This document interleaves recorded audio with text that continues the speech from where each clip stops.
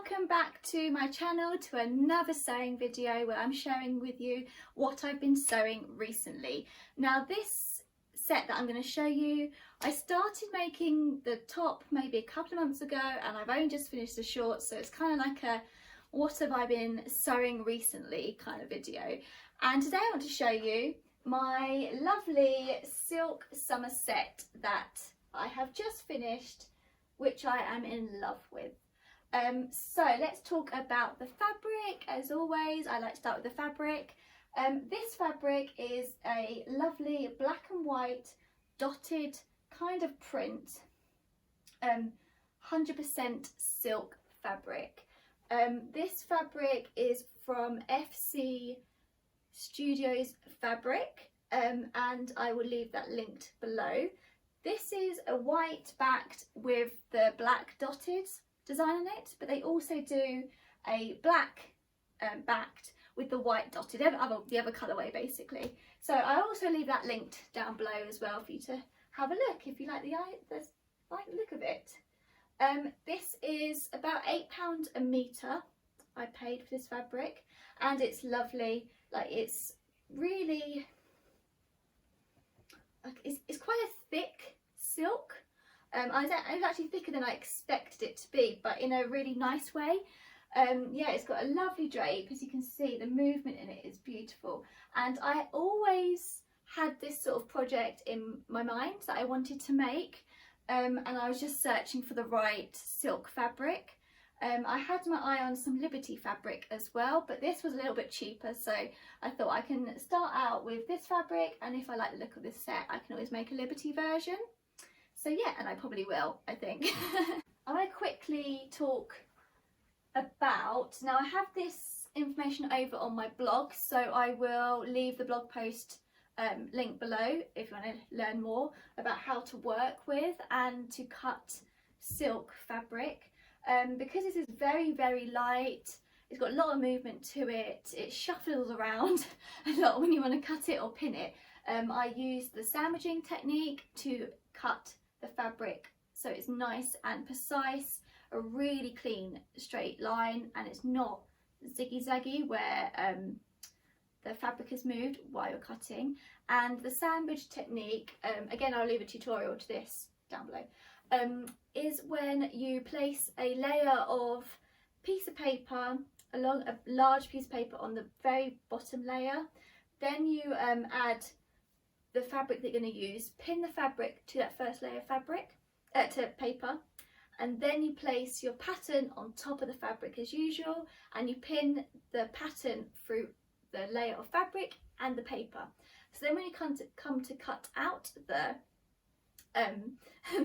pattern, you cut through all three layers, and then it really keeps your fabric nice and smooth and secured, and it works really well, and you don't get any sort of jig-jaggy lines.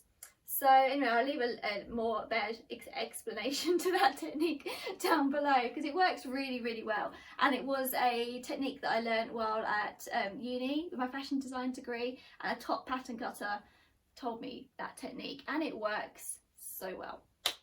So that's what I say about that. And also with this fabric, because it's a very small pattern but a very obvious pattern, so I really wanted to pattern match it, and again it can be quite challenging because it moves so much. So yeah, so doing the sandwiching technique also helps with pattern matching and really keeping it in place. With the shorts, it's like two sections of fabric at the front and two sections at the back. You could normally cut these two pieces as a pair, but because the fabric was moving so much, they're not going to be even, and then your side seams are not going to pattern match. So I basically cut them out, all four pieces individually. I cut out the first piece and really looked at where the pattern was going to be, lined it up, and then for the second piece I used the first piece that's cut out and used it as the pattern piece and lined it up to the fabric so it's identical. Takes a little bit longer working with silk, but it can be done and it looks really good at the end of it. It's the sort of thing that you really notice when you're wearing if you don't pattern match, I think. So yeah, let's talk through the set. So the top is a kimono pattern that I've made a lot of times. I'm actually wearing another kimono because I love them in summer. They're so versatile, so laid back, but also really pretty, and that's just what I like. So yeah, so I'll leave the pattern to link down below that I made this kimono with. I made a quite long version, like similar to what I'm wearing now. It sort of hits my knee area. Yeah, so that's just a simple kimono pattern. It has one piece of fabric all the way around for the sleeve with one seam along the bottom, and then it has two front sections and one back section, so it's a really easy, nice make.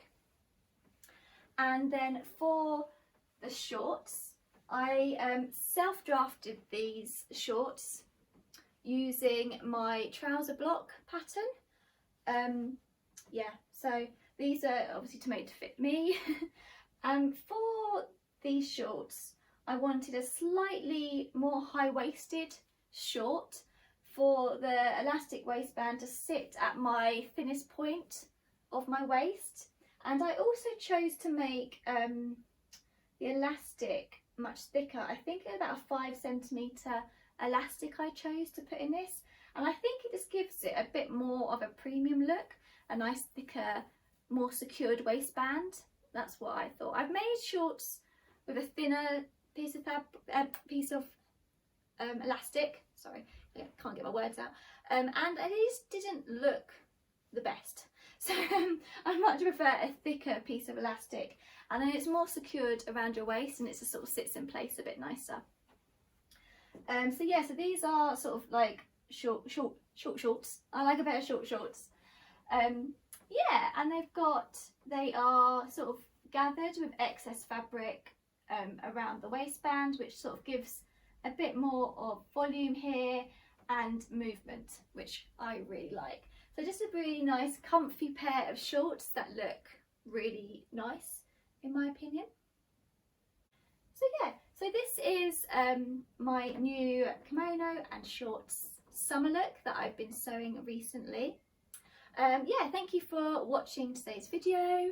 If you enjoyed this video, I also have many more videos showing what I've been making with tips and tutorials, and yeah, so yeah, thank you so much for watching, and I will see you again soon. Bye.